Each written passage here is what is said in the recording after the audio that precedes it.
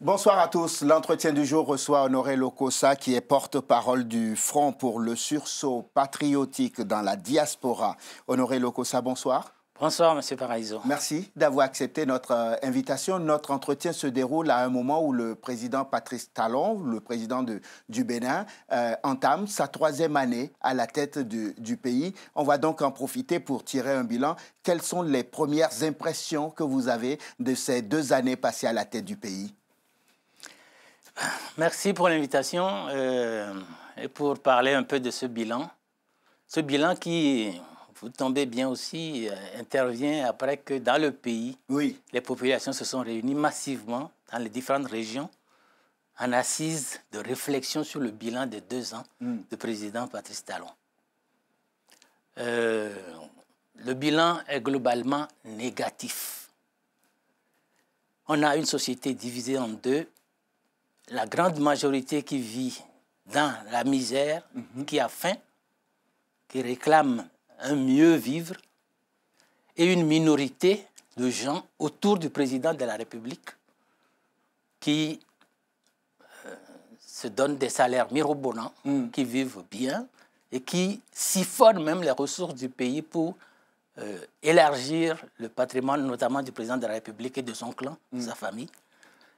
Et cette misère est d'autant mal vécue qu'il y a cette dichotomie entre les nantis d'un côté et la grande majorité dans la misère.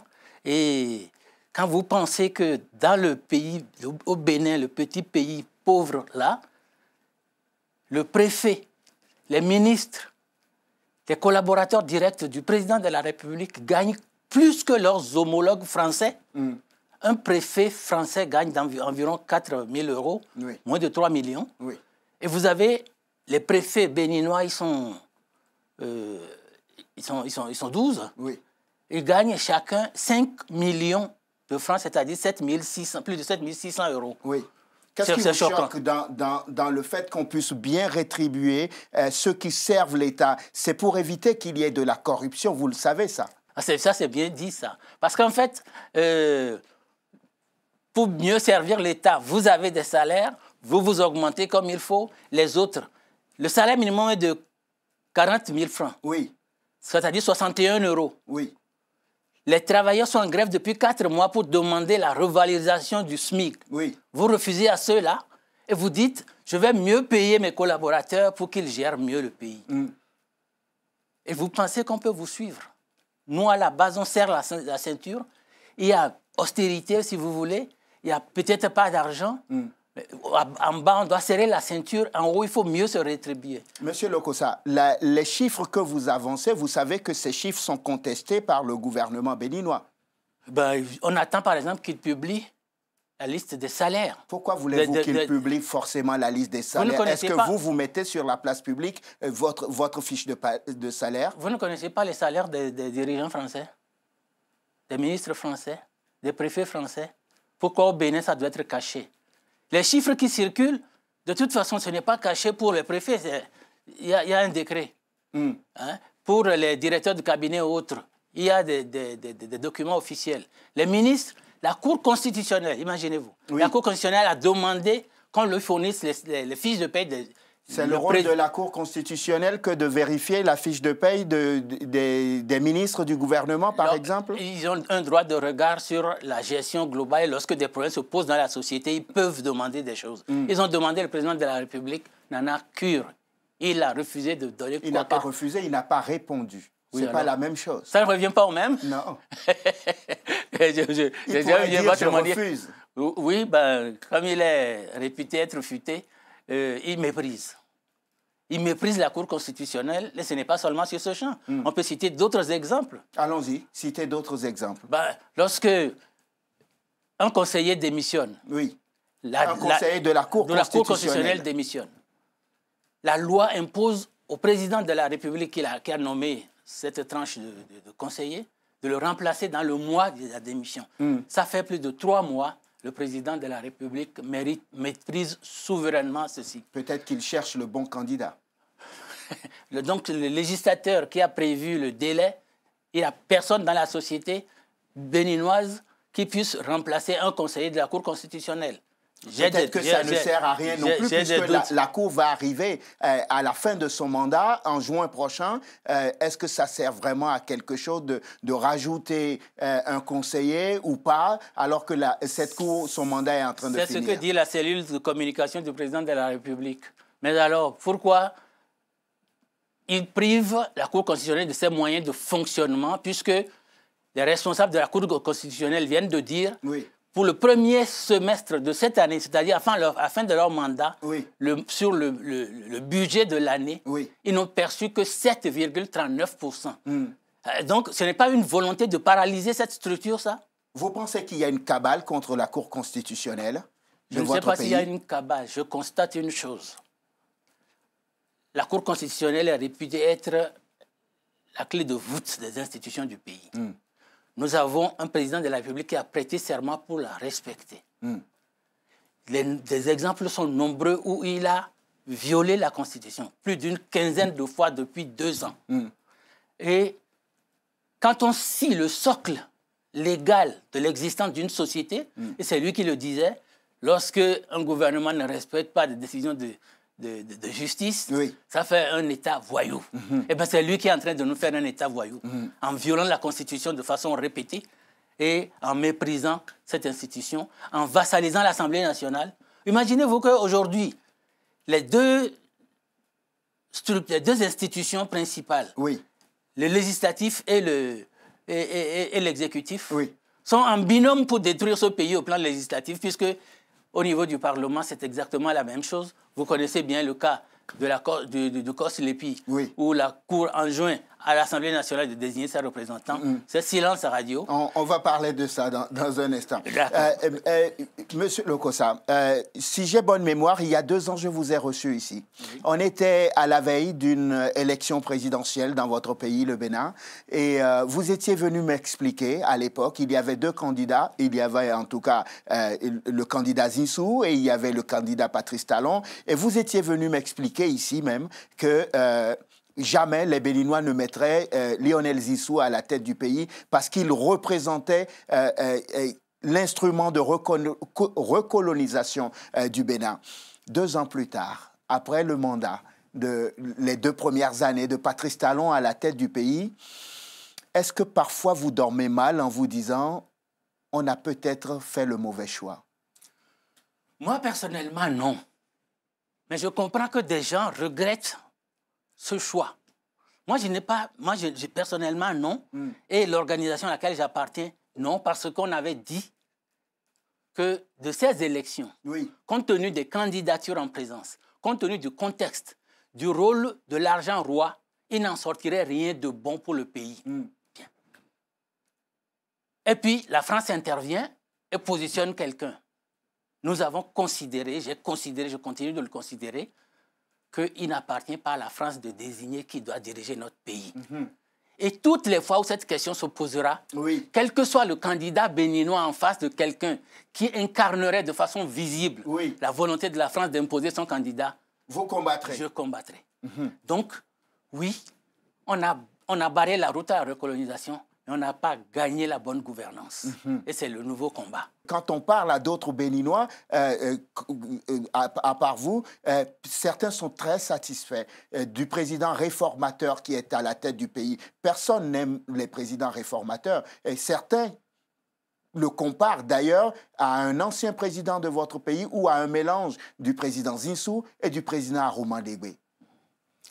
Vous savez, dans l'action d'un homme, quel qu'il soit, il y a un peu de bon, un peu de mauvais. Mais quand on fait la balance, on voit où on va. Le bilan, j'ai dit tout à l'heure que le bilan est globalement négatif. Il y a des idées qui sont agitées. Ça fait 2 ans que Patrice Talon annonce la sortie du tunnel, le desserrement de la ceinture. Oui. Pour le moment, ça n'arrive pas. Il demande un peu de patience. Vous savez que quand on réforme, par exemple, il faut du temps pour que les fruits de la réforme arrivent quand même. Oui, mais les réformes qui se font, ce qui se fait aujourd'hui, ça ne va pas dans le bon sens. puisque lorsqu'on prend quelque chose, même une décision qu'ils prennent pour un équipement quelconque, oui. Derrière, vous voyez que en fait, c'est l'occasion de siphonner les ressources publiques. Pourquoi dites-vous cela? Je dis ça par exemple, je prends le cas de ce qui se passe au ministère du Développement durable, oui. où une institution nouvelle... Vous n'allez pas me ramener l'histoire de la moto qui a coûté 5 millions. Vous le savez. Eh bien, je vous le dis. C'est ce qu'on raconte. Pas je ne le sais pas. Ce n'est pas ce qu'on raconte seulement. C'est une institution officielle qui a détecté que des motos qui coûtent 1 million, 2, sont facturées à l'État 5 millions. La surfacturation va où? Et ceux qui sont responsables de ça sont en activité. Une société américaine a examinant le cas de Morphos 10 et de Safran pour le Ravip. Pour le Ravip, a montré que dans des pays africains, dans d'autres pays du monde, où des pays plus grands et plus peuplés que le Bénin, le coût de 45 milliards prévu pour le Ravip de Patrice Talon est en surfacturation énorme. Donc, chaque fois que l'on prend quelque chose, on voit que derrière, c'est l'occasion de s'enrichir personnellement pour le clan. Et ça, c'est insupportable. Très bien. On va marquer une pause parce que quand on parle, il faut que nos téléspectateurs comprennent, ils ne sont pas dans le contexte béninois et c'est notre rôle de leur expliquer. On va détailler ce que vous êtes en train de reprocher à ce gouvernement et en particulier au président Patrice Talon. Vous dites que... les marchés de l'État passés avec des entreprises qui sont prestataires avec l'État sont passés de façon opaque. C'est ce que je comprends, c'est ça? Opaque, oui, gré à gré, oui. Et de gré à gré, et qu'il y a une tendance à surfacturer ce que l'État veut. Oui. On a vraiment la preuve de ce que vous dites? Si cet organisme a fait cette comparaison-là et donné des chiffres, le dernier truc qui est sur les choses, c'est qu'on prévoit 115 milliards pour un hôpital de référence. Le Niger, à Bomé-Calavi. Au Niger, ils ont réalisé un type comparable, 3 fois ou 4 fois moins cher. Donc, il y a un problème à s'interroger. Mais le problème, c'est que le président de la République que l'on a et sa pratique laisse voir qu'en fait, on a quelqu'un qui est tous les jours, qui est resté fondamentalement un homme d'affaires et accessoirement président de la République en charge de la chose publique.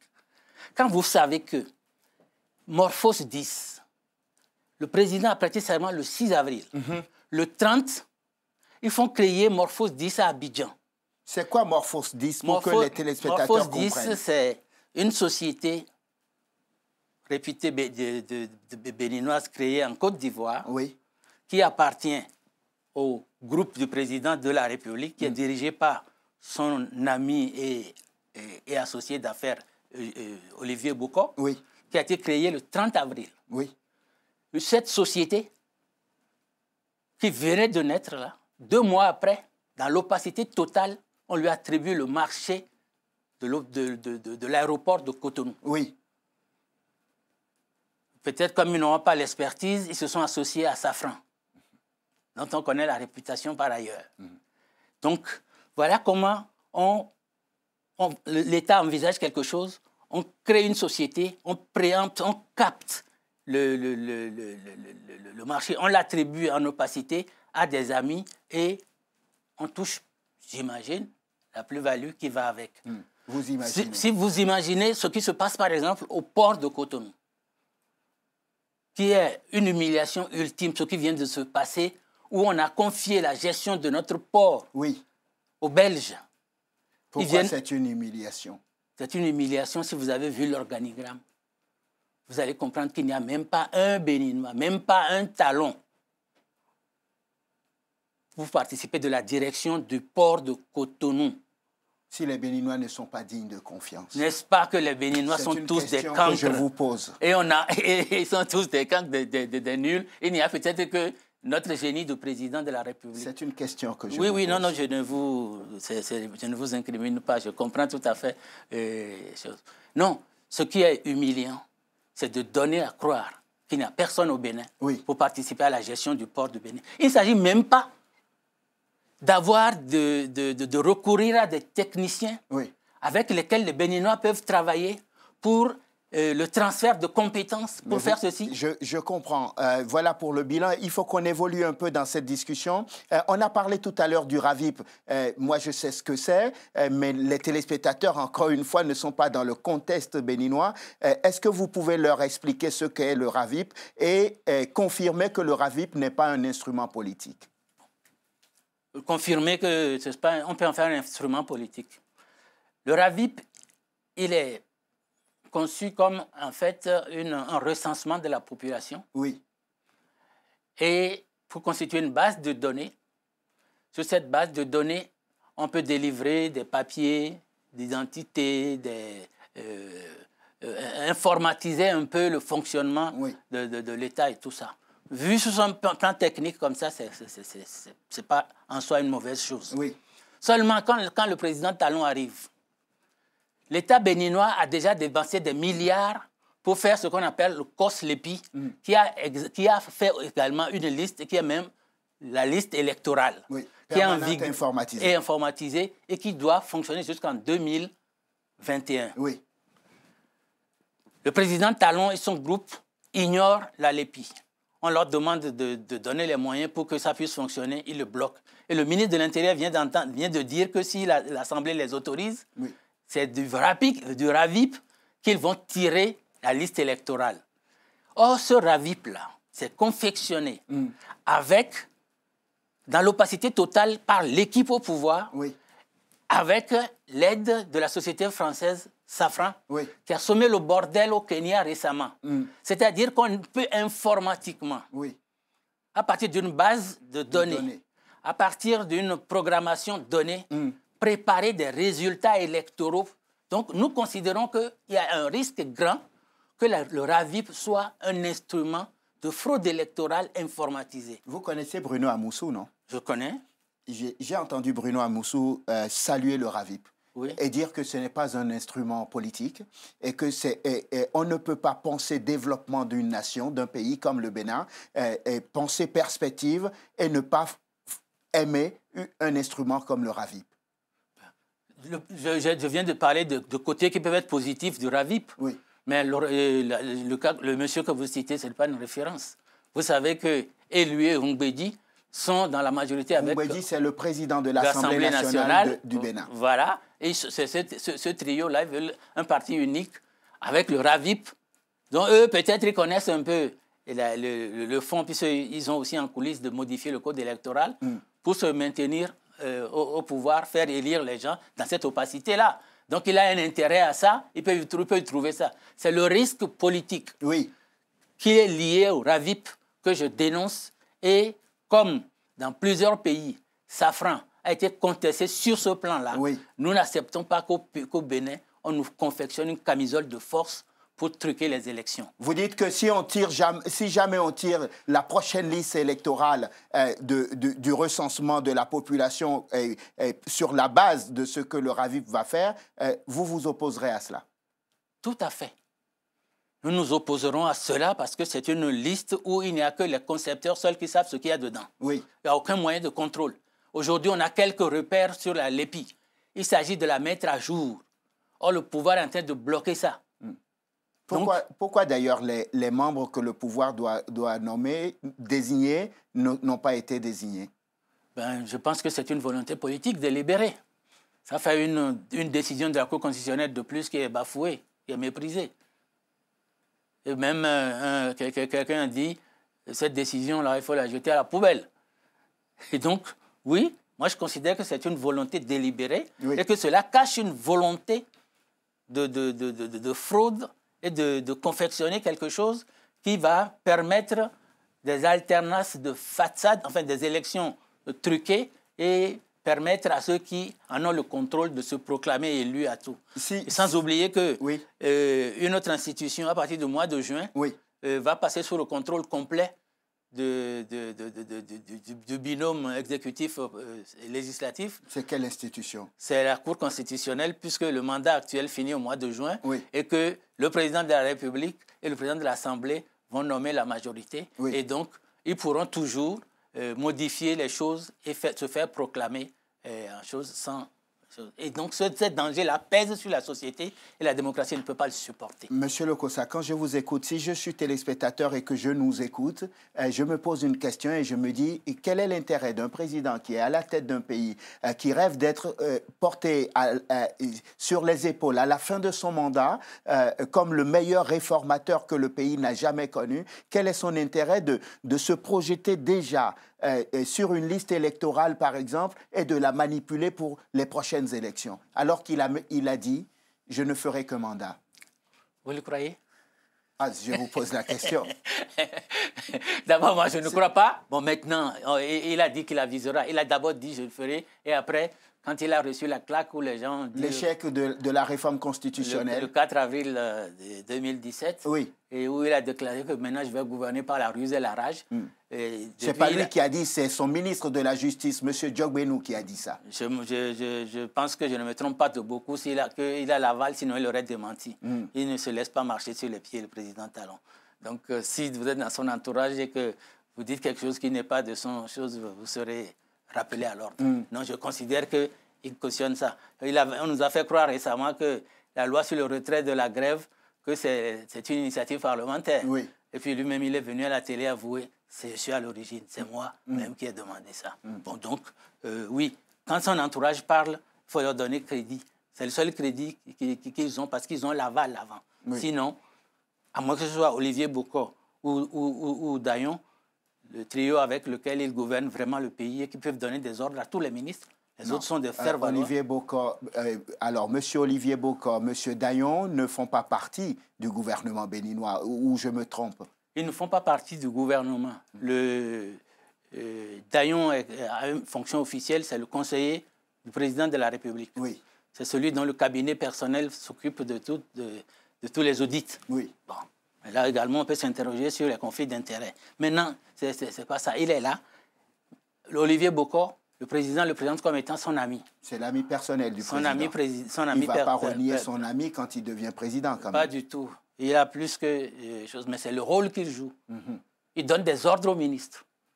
Et lorsque quelque chose... Vous en avez vu, vous? Ah oui, on en a entendu, on écoute beaucoup, hein, vous savez, la société. Ça, c'est choses... Ils pensent que les choses se font en douce, mais ça sort, y compris de leur propre milieu. Donc, ceux qui reçoivent les ordres sont aussi agacés, donc ils parlent.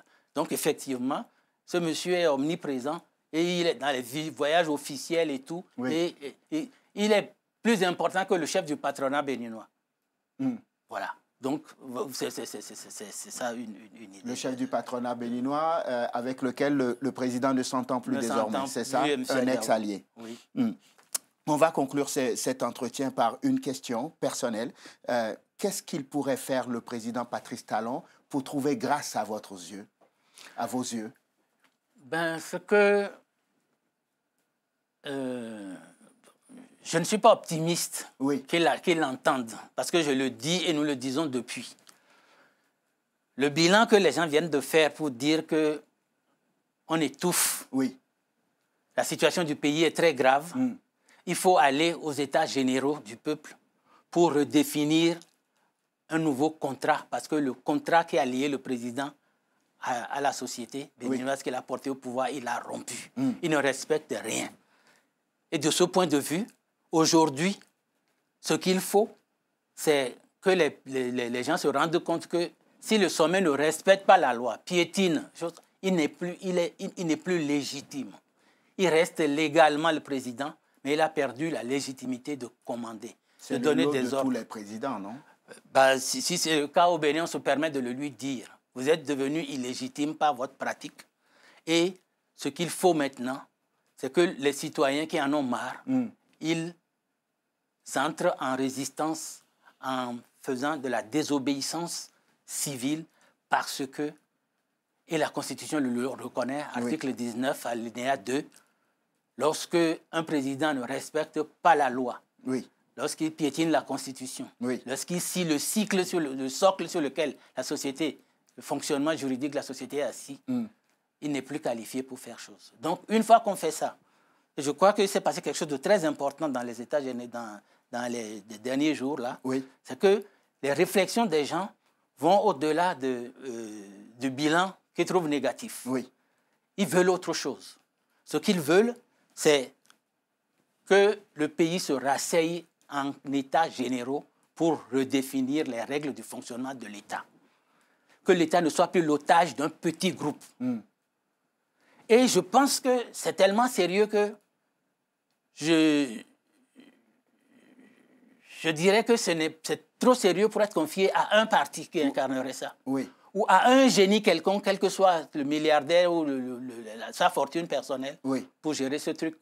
L'expérience qu'on vient de faire avec Patrice Talon oui. doit nous édifier pour savoir qu'on ne peut pas attendre de Messie. C'est pour cela qu'il faut s'asseoir, faire à tête froide le bilan, réécrire les règles de fonctionnement en société et en vie, et pouvoir disposer d'une feuille de route avec un gouvernement patriotique, oui. qui ne livre pas le pays aux étrangers comme ça, et de probité. Monsieur Lokossa, quand je vous entends, je me dis, c'est tout ce que le président Talon propose. Il veut réformer le système partisan, il voulait réformer la Constitution. Vu ce qu'il y a dans la liste. Vous avez dit non, il veut réformer le système partisan. Certains commencent déjà à dire que ça va échouer. Le Bénin est un pays qu'on ne peut pas réformer, en fait. Si vous prenez le cas du système partisan, vous savez ce qu'il y a dedans? Ce n'est pas ça qu'il faut. Ce n'est pas le trop de partis qui pose problème dans notre pays. Vous savez combien il y a de partis politiques ici aux États-Unis, en Angleterre et tout ça? Pourtant, il y a une alternance entre les démocrates, les républicains, entre les Tories et les travaillistes. Ce n'est pas ça qui pose problème à une société. C'est aussi votre mode de scrutin que vous avez. Donc, il y a des choses à réformer dans la Constitution. Sur ce mode de scrutin et tout cela. Alors, il ne faut pas seulement dire « je veux faire quelque chose oui. ». D'ailleurs, vous prenez le PAG, il y a beaucoup d'idées là-dedans qu'il veut faire. Le PAG, est toujours un programme d'action du gouvernement. On parle toujours pour que nos téléspectateurs voilà, ouais. Si vous voulez réformer un pays contre le peuple, vous n'y parviendrez pas. Or, le Patrice Talon s'est mis à dos son peuple. Il a perdu sa légitimité. Et c'est pourquoi les gens sont dans la rue et demandent qu'il faut qu'on change. En tout cas, il lui reste encore 3 ans à passer à la tête de ce pays. Et j'espère qu'il n'ira pas au bout. On verra bien. Ça n'engage que vous. Oui, Honoré Lokossa, merci infiniment. Porte-parole du Front pour le sursaut patriotique dans la diaspora. Merci d'être venu tirer le bilan des 2 années de Patrice Talon, le président béninois, à la tête de son pays et partager avec nous vos réflexions. Merci à vous de nous avoir suivis. Je vous souhaite de passer une excellente suite de programmes, évidemment, sur Télé Sud. On se retrouve demain pour un nouveau numéro de l'entretien du jour. Bonsoir.